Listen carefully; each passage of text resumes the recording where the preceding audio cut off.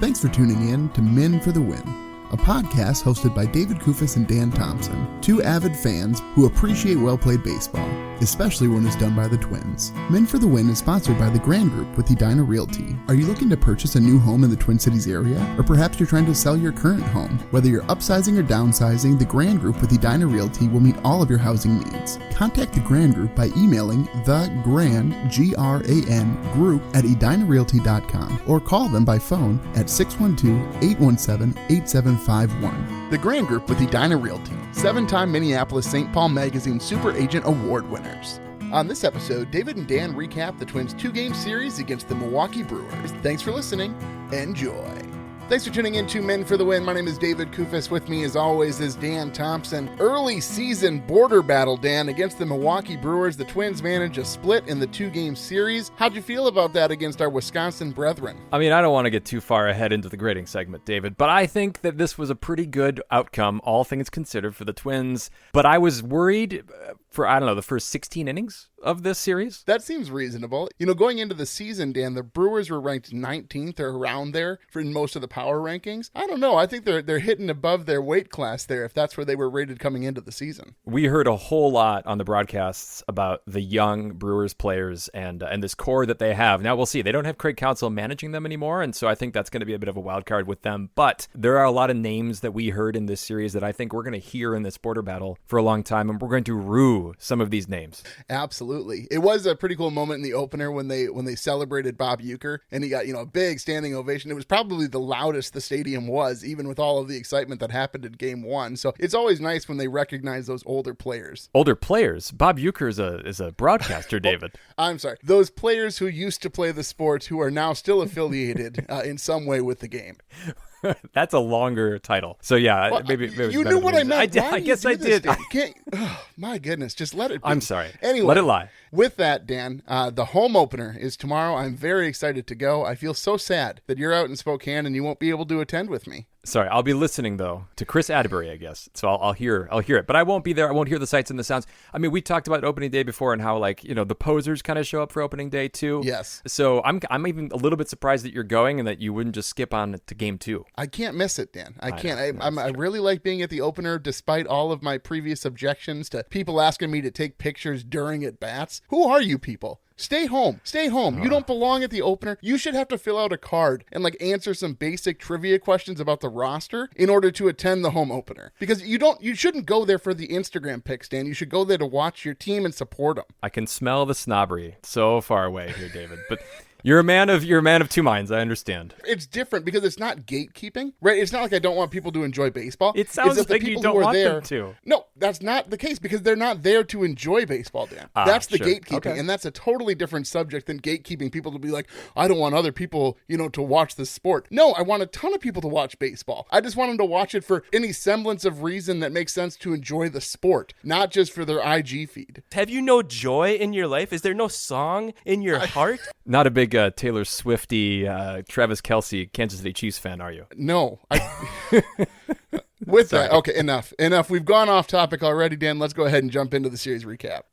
Series recap. This was exciting, Dan, coming into the series because we were going to see two pitchers who I think had the largest question marks attached to their names heading into the season. Now, I say that after the egg that Bailey overlaid in Game 3 against the Royals. But so Louie Varland got Game 1, Chris Paddock got Game 2, and Varland did okay. I mean, the Twins lose this one 3-2. Varland, though, he gets through 4 innings. They weren't clean by any stretch. 3 earned runs, 2 walks, 4 strikeouts, and a home run given up. What'd you think of our hometown kid? Too many pitches.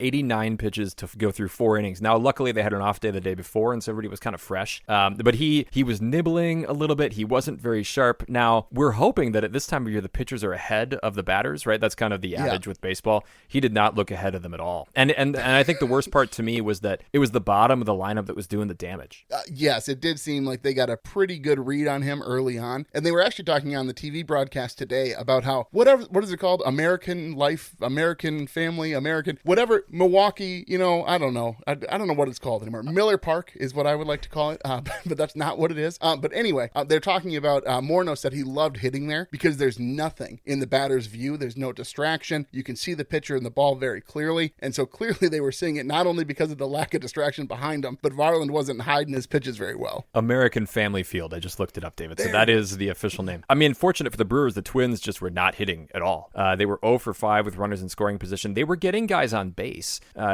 mostly through walks. They had 4 walks, but just 3 hits and 28 at-bats, which was, the latest in a stretch of not great hitting performances out of this Twins team. In Game 3 against the Royals, they were 4 for 31 at the plate. Oof, that's a big number, Dan. That's a little bit scary now that you put it in those terms. It should be noted, though, there are some bright spots in this game. Buxton had a couple of opportunities. He had a couple of hits robbed that he really put the bat on the ball. The biggest silver lining, though, Dan, Joe Jackson and Alcala look absolutely outstanding coming out of the pen. Now, again, like you just said, pitching is typically ahead of hitting at this point in the season. But if these two guys can stay on this roster, knowing the guys who are going to come back from injury, that speaks volumes to how good this pen could be. It really does. And we also saw the Twins play small ball. They did lose this game 3-2. It's one of those games where you can so easily point to the absence of a guy like Royce Lewis. You were the chosen one! Who, up until that point, had the only Twins home run through the first 4 games. Oof. And he had done it, in the 3rd inning. So we saw a lot of ineptitude offensively. But Wallner had a sac fly. Vasquez had a sac fly. Just no clutch hits in this game. Yeah, and you have a note here about Santana at first. And clearly, Rocco was telling the truth about his plan at first base. Santana is getting basically all of the reps at first. He makes fielding the position look easy. You don't know how to play first base. It's not that hard, Scott. Tell him, Wash. It's incredibly hard.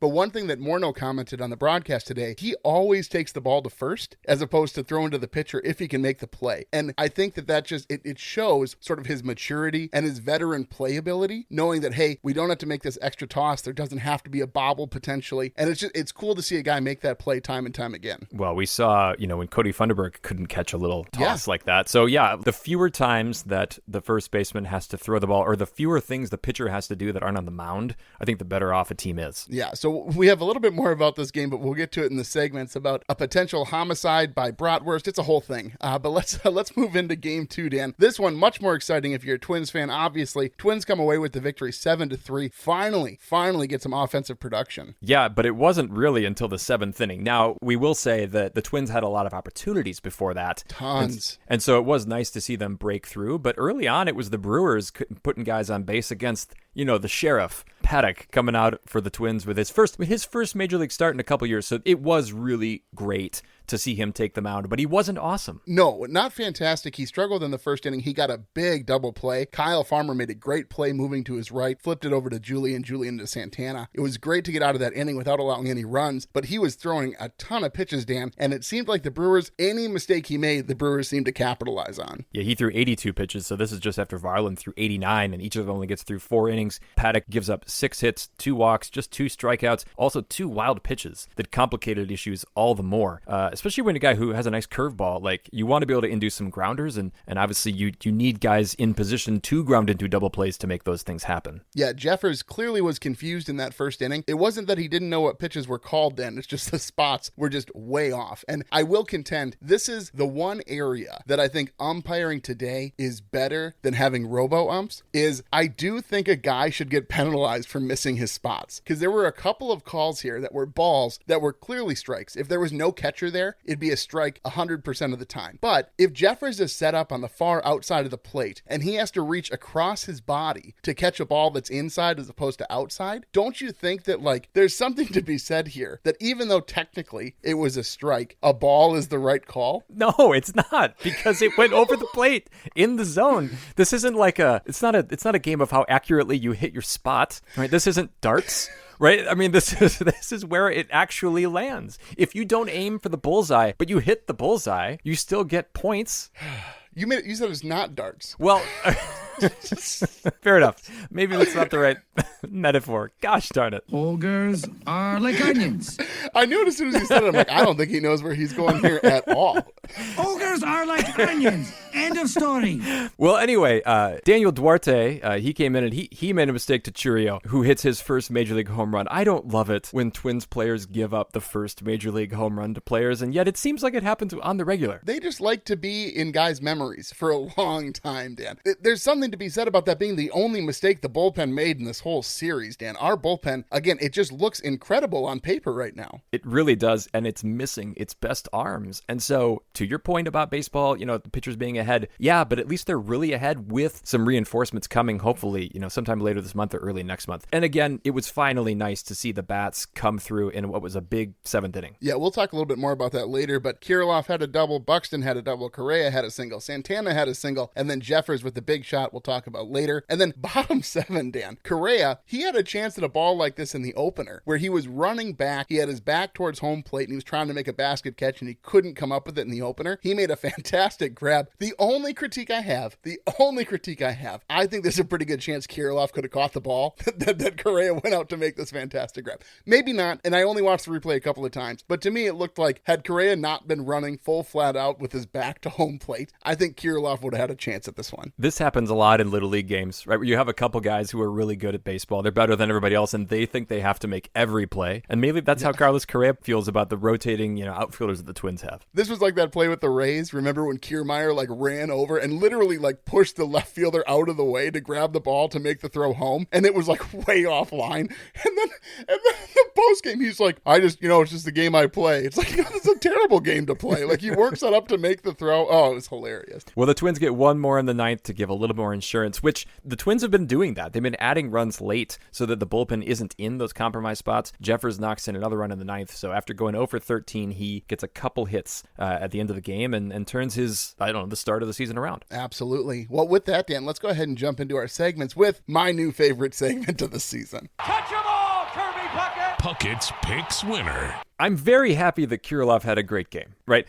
4 for 4, that's fantastic. He does win you Puckett's picks. So you had Alex Kirilloff. He has 8 points. Hoax took Correa, who had 5. The listeners took Byron Buxton, who had a great series, I think, but only 3 points and a lot of balls that were hit really hard and just caught. And then I picked Eddie Julien, who was useless and not even present in the game after the 4th inning. Canada. I tell you. Not great couple of opening series here for Julien, but yeah, Kirilloff absolutely on it. He just seemed to be seeing the ball really well, always putting the ball in play. It was funny, after he hit his triple, he gets pulled immediately for Austin Martin. Clearly that was decided before his at-bat, because as soon as he got to third, he basically didn't stop running. He just ran through the bag into the dugout, and then Martin came out and took his spot. It was going to be a defensive replacement as it stood, but my goodness, so cool to see that guy healthy and producing. Yeah, if he's going to do that and he's going to DH, he's going to stay as the DH and get occasional, play in left field and first. So obviously a very good sign to see him. I'm looking at the season point standings here, David, and we should say I won the first series, you won the second, so it's 1-1, 0-0. I don't like that I have the fewest points scored here so far with just 6. Well, let's move on here, David, to our next segment. Beast versus Bench. Is losing fun? Is losing fun? Well, Dan, I'm going to go with Alex Kirilloff because, I mean, come on. 8 points. He was putting the ball in play. He made some solid fielding decisions in left field. Nothing remarkable by any stretch, but really, he's not there for his fielding prowess. He's there to produce at the plate, and that's what he's doing. Yeah, 5 hits in the series, just 1 strikeout, also another walk. He was a bright spot at the top of the lineup for sure. I'm going with a little bit of a dark horse. I'm going with Carlos Correa. Now, he was 1 for 3 in Game 2 with a couple walks, and in Game 1, he was 0 for 1, but with 3 walks. Like, the guy was just getting on base. It's like he thinks that Royce Lewis is behind him in the lineup, and he's just saying, all I have to do is get on base, and Royce, actually, no, sorry, it's Matt Wallner right behind me, or Carlos Santana. So that didn't work out great, but he was, again, working counts when other guys really weren't doing that very effectively, and you need a guy to do that. Yes, anytime that you can cause the opposing pitcher's pitch count to rise, that's what you want to see, especially when a guy ends up on base at the end of the at-bat. Who's on your bench? Yeah, I got to go to Farmer. I think. And I feel bad because I mentioned the play he made to turn the double play in the first inning of today's game, but he struggled at the plate, 0 for 5, a few strikeouts. I realize that he's not necessarily supposed to be an everyday player, but now he kind of is an everyday player. So he needs to produce better than he's started off here in this Brewers series. I do think he'll turn it around, though. Veteran guy, knows what he's doing at the plate. Just a bit of a struggle series for him. Yeah, no hits yet this season for Kyle Farmer, but at least he didn't get hit in the face. So I suppose things are looking up. Can you imagine every game when Farmer gets back to the clubhouse? You know, he goes 0 for 6 with 4 strikeouts, but he's like, you know what? At least I didn't get hit in the face. Well, and he's still making $6 million to do whatever it is he's doing. So that's a pretty good deal. So I went with the starting pitcher. I went with Louie Varland just because 4 innings and 89 pitches is just not going to be sustainable. It's not going to be enough to keep him into the rotation. And we're going to talk more about that at a later segment. But when the Twins could really use somebody going deeper into games other than Pablo Lopez, and we'll get to see Pablo Lopez take the opener at home against the Guardians. But I don't know, it just wasn't enough. I wanted more out of him. Yeah, I do think that for a guy given this chance, he's got to seize every opportunity. And I don't think that this particular outing counts as seizing. I understand that it's his first outing and like guys aren't as stretched out as they could be, but my goodness, you got to get 5 innings at the very least in that first start, especially if you're a guy competing to stay on the rotation. All right, moving on. Let's go to Rocco's Rewind. Rocco's Rewind. So game 2 got interesting after the Twins took the lead in the 7th because where you were at with the bullpen usage at that point, you'd already used Stewart. So going into the 8th and 9th inning, I was like, okay, who's going to get the 8th? Well, it went to Jax. And Rocco had talked a lot before the season began talking about how relievers are going to have to go 2 innings. But thankfully, the Twins built up enough of a lead that he could go to Okert in the 9th. But I do wonder if it was still 6-3, do you think he would have given Jax another inning even though he had already thrown 18 pitches? Or do you think that he would have pulled him and still had Okert take the 9th? I think that later on in the year, they might be willing to go to Jax for multiple innings, but right now, because he is the 8th and 9th inning guy, really with him and Stewart, those are your high leverage guys, and that's kind of all you trust right now. So I think, no, they're only going to go 1 inning because they might need them the next day. But when Duran and Thielbar come back, maybe they will feel freer to use Jax in a situation like in game 2 to just say, hey, how about you just take the 9th as well? Yeah, I think that's probably the correct thought right now. Like, I don't think it's a bad plan by Rocco by any stretch of the imagination. What do you have for Rocco, Dan? Well, so this is classic Rocco, right? It's game 2. It's the 4th inning. The bases are loaded with 2 outs. And obviously, this is a righty-lefty moment. And so Eddie Julien gets yanked because there's a lefty pitcher. And so they bring, the very imposing Manny Margot in. And the moment that Manny Margot steps to the plate, he has decided, or maybe probably Rocco told him to do this. Yeah, so he bunts with 2 outs and the bases loaded. Now, it took a fantastic play by the Brewers' third baseman to get him out. And even the call on the field is that Margot was safe. So there's an element of this that looks smart from Rocco because it nearly worked. But I'm sorry, this is too early to pull Eddie Julien out of a game when you could get a couple more at-bats out of him later on. It does seem that Rocco has put a lot of trust in Manny Margot in the first couple opportunities where the Twins really need some offense. He's like, I'm going to go to the guy who hasn't proven to be the guy, which is a bold choice. And the bunt he put down, it was in the air. It was a tough play for the third baseman to make. But at the same time, I think he would have been better off, Dan, if he hit that ball on the ground and didn't pop it up, because the way that the ball bounced up that third baseline, it allowed the third baseman to make the play that he did. But are we foolish for thinking this because it nearly worked? I mean, like, we're milliseconds away from that being a single, and then that might change the complexion of that game because, then you've got Kirilloff coming up with guys on base, with the bases loaded. Maybe. I still would have had Julien up there swinging away. I think is what I would have preferred. It is funny. They had to go to replay twice for calls at first base, so whatever umpire was at first base was having a rough day of it because he got 2 calls wrong that both got overturned off the field. All right, well, let's go on here to the Minnesota moment.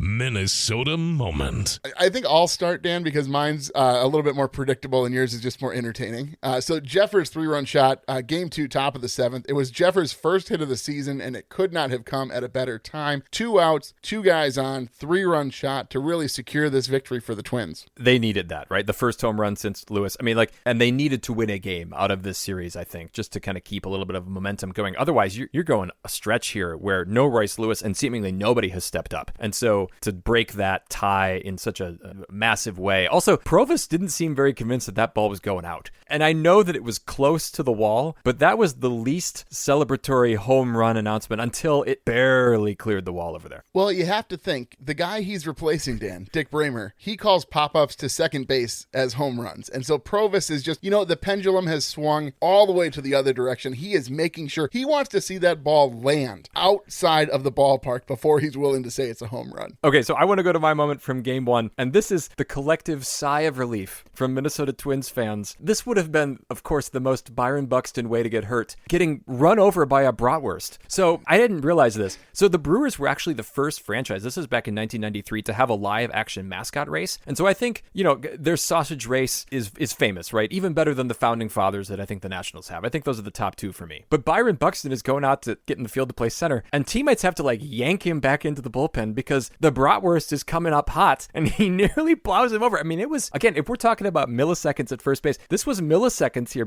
from Byron Buxton potentially breaking a leg or something like that. Well, and what's crazy about it is if you look at the Target Field races, they make that finish line way before it gets anywhere near the dugouts. And so you have to be wondering who in the Milwaukee Brewers PR office thought, you know what we should do? Let's add just a little bit of tension and suspense by making these guys run right past the dugout. And, just to be sure, let's make sure it's the visitors' dugout also. Well, and it's not like this is just people running, right? This is people running with massive imbalances of weight because of these giant mascot costumes. And I was thinking of Hogs. So third chair, yes. Andrew Hogs Hoganson has multiple times competed in Target Field in those races. And I just wonder, how bad would Hogs feel if he was the guy who ran into a Twins player and knocked him out for any length of time? He would be the Bill Buckner of the Minnesota Twins fandom. Well, no, it wouldn't be Bill Buckner. He would be Bart. What's his face? Oh yeah, Cubs. Bartman. That'd be Bartman. Yeah, Bartman. Sorry. Yeah, the Cubs guy. He wouldn't be a player, Dan. Clearly a fan who negatively impacted the game.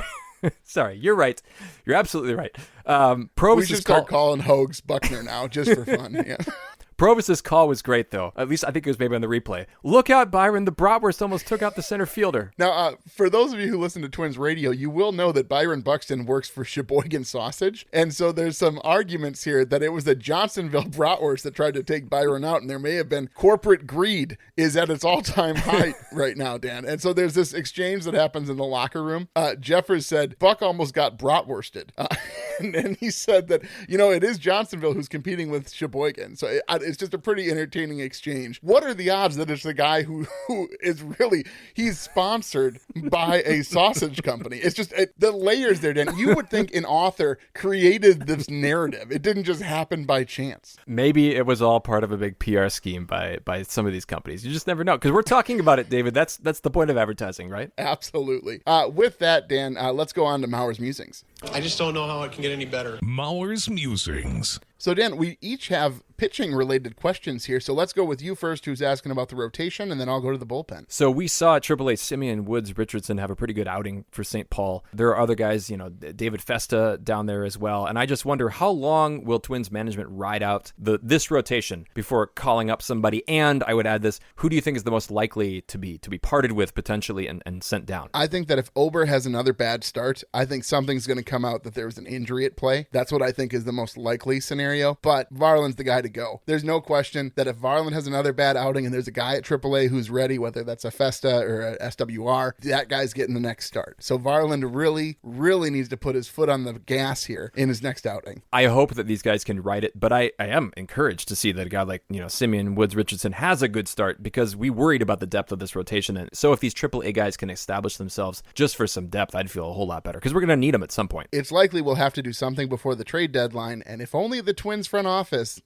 if only the Twins owners would have provided some cash flow to allow the front office to make a move and sign a guy, this wouldn't be an issue so early in the season, Dan. But you have a question here about the bullpen. Can they keep it up, Dan? We were so worried about this bullpen with Topa on the IL and Duran on the IL and Thielbar on the IL, and we're thinking, my goodness, we knew that this bullpen was deep, but can they really sustain themselves knowing those three guys are out? Well, Dan, in this series, 9 innings pitched, a full game worth of baseball, only 1 earned run. I just don't know. Can they keep it up? That's really what I I want to note. And I don't want to say, will their luck run out? Because this isn't luck. I mean, clearly they're skilled guys who are pitching. I just wonder, are they able to sustain this sort of dominance against opponents? I think they can for a while until those reinforcements come in. And we saw projections about this team and its bullpen being a top 5 bullpen in the majors. And we're seeing that play out in a way that we couldn't even have anticipated. But I do like the fact that they have multiple lefty options right now. Now, Funderburk has not been great. But once Thielbar comes back, and I would assume Funderburk goes down, just to have another guy like Okert in there is really encouraging for the long-term stability of this. Because, Thielbar's getting up there in age. And so they need to have another guy that they can turn to. Yeah, I hope that it's true. I hope they can continue. And I hope that the bullpen gets even more dominant when those guys from IL return. With that, Dan, let's go to the series grades. I'm trying my best here, Dan. I'm trying my best to get excited about this segment. But folks, if you listen to this last episode, I had some issues with Dan's new grading system. So let's move on and we'll see what we end up with. Series grades. Dan, I'm going to go first because I need to get comfortable for yours, I'm sure. Well. So I'm going to give them a B. Again, the bullpen came out to play. The offense in Game 2 provided, where in Game 1 they did not. I think splitting, especially, the fans at the home opener is only going to be rivaled with a late season game about getting into the postseason or a postseason game in general. And so you have the fans really working against you. I really enjoyed that the Twins were able to turn on some offense because truly, even though they won 2 out of 3 in Kansas City, it's not like it was this offensive powerhouse that led the team to victory. So to see him finally put some runs up on the board, I was really excited about that. I'm going to give him a B overall. And now, Dan, I'll get comfortable. I can't wait to see what you've done here. All right, so we had a long text thread exchange where Hogs defended my system. I opened the season with a new system where one of my criteria was the expectations. Going into the series, what did we think the team was going to do, and how well did they meet those expectations? That was my introduction to it. David changed that. So here's what I did. I adapted, like any teacher does. We find ways to kind of meet our students where they're at, right, and try to be clearer in our communication. So I changed. I love how you gave me a slight in the middle of there by meeting me where I'm at. Thank you for that. I see. All right, fair enough. I'm glad you got that. And so I have changed the first category to, it's a little bit of a war metaphor, and I don't love those, but advance retreat. So over the march that is the 162 game season. Did this series, did they advance or did they retreat in that? And I would argue that if they did kind of nothing, like they kind of stood still, I would call that a C. And then betterment of that would be an 8 out of 9 or a 10 out of 10. And then anything less would be lower, right? So up until the 7th inning here of Game 2, I was prepared to call this a retreat. This was going to be a 2-game sweep at the hands of your National League rival. But because of the way that they finished, I feel better about this team now than I did 2 days ago coming out of the World Series because of the offensive return, the bullpen looking really good. And so I'm going to give them a 9 out of 10. So I'm going to say they advanced a little bit here. And then the fundamentals remains the same. David had no critique of the fundamentals. I think 8 out of 10. They did finally get some hits with runners in scoring position. They played well in the field. They pitched well outside of the starters. And so overall, that's an 8 out of 10 on fundamentals. So it's a 17 out of 20, which is a B. Same spot you were. That's pretty good. That's pretty good right there. So Dan Thompson. You can't hate. That's not a bad argument. That's a pretty good way of viewing the series. Okay. Hang. Are you going to let me talk before you critique my critique? Please. Do I get a chance? Are you going to let me respond? My goodness. Okay. Okay. Please attempt to be a gentleman. This isn't terrible, Dan. I don't hate it. I don't hate it. I like the advanced retreat, whether they've progressed forward or whether they've regressed a bit, if you wanted to remove it from the war metaphor. Thank you. Yep. But I do wonder, just so the listeners understand, and so I can better understand, what would the grade have been on the advanced retreat scale if they got swept? If they got swept and it was a 3-2 loss today instead of a 7-3 win, I think that's a 4 or a 5 out of 10 because they looked much worse after that series in that scenario than they did going into it. I think that would have been a significant step back. Okay, that's reasonable, Dan. I can't even believe I'm saying this. I was expecting I don't even know what I was expecting, Dan. I assumed I'd be furious at the end of the segment. I'd get tossed. I'd get a Guardy's gripe. But no, here I am, still on the podcast, and I haven't been booted off. I think this is not bad. I can deal with this for the season. And I do think what you've done here, and I do have to applaud you for this, you've added a new dynamic to the series grades, because it's not necessarily just about looking at the series. It's also pushing us forward into how it changes our outlook moving forward in the season. David, that was like the best. That was the most praise you've given me in a long time. I feel better about the whole podcast, or a friendship, really. I think I would have given this, because going into this, my expectations grade for this conversation was going to be pretty low. Like, I didn't think this was going to go well. And so I feel much better now with the advanced treat. 9 or a 10 out of 10 now, David, on our friendship, I think. No. That's great. I can just imagine our download numbers are just absolutely through the roof here, because Dan keeps playing this segment over and over again to hear me praise him. It's going to be great. With that, here, let's move forward. Herbie's Headlines, where we take a look around the league and talk about some MLB news in general. I don't know, Jack. It looked like Herbeck pulled him off the bag. Herbie's Headlines. I don't like what you've got here, David. A no-hitter, but I did appreciate that even on the notes, you put in the number of walks that Ronel Blanco had for the Astros. So thank you for that. But yes, he throws a no-hitter against the Blue Jays in his first start of the season for the Astros. Yeah, it's pretty shocking. It's the earliest no-hitter thrown in MLB season history, which is a cool stat, I suppose. Dan's not a big fan of no-hitters, does not believe they should be celebrated even a little bit, because there were walks given up, which in Dan's world are the exact same as hits, and that's why we don't calculate stats differently. Wait, we do? Huh. Oh, anyway. Batting average is a dying stat, David. I think...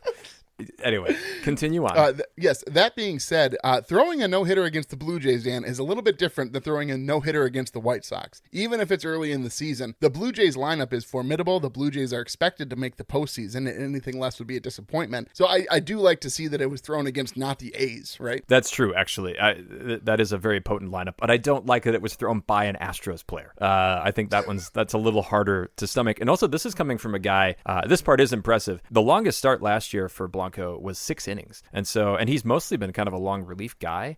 So maybe he's got the element of surprise here. We'll see. We have seen so many guys go through this particular event called a no-hitter and then struggle the next time out, and even the next couple times out. So we'll see how he handles that. Yeah, one other note here, Dan. Something got leaked out of the Oakland Coliseum, but somebody on the sales floor of the Clubhouse store dropped like this little cheat sheet about like how they're supposed to interact and like how they're supposed to keep the shelves updated. And more or less what it said is, hey, we don't really want to sell anything that says Oakland in the name. We don't want people to really be recognizing the Athletics name with Oakland in general. And it's like, what? And then I love the little note at the bottom. If attendance is under 3,500, Gate C will be closed. 3,500, Dan? 3,500? Jimmy John's serves more lunch sandwiches, Dan, each day at any location than the A's are getting fans in the stands. It's just ridiculous. I mean, that would be low for a minor league team. Yeah. Well, hey, let's move on here for my redemption series in Puckett's Picks. And we'll see you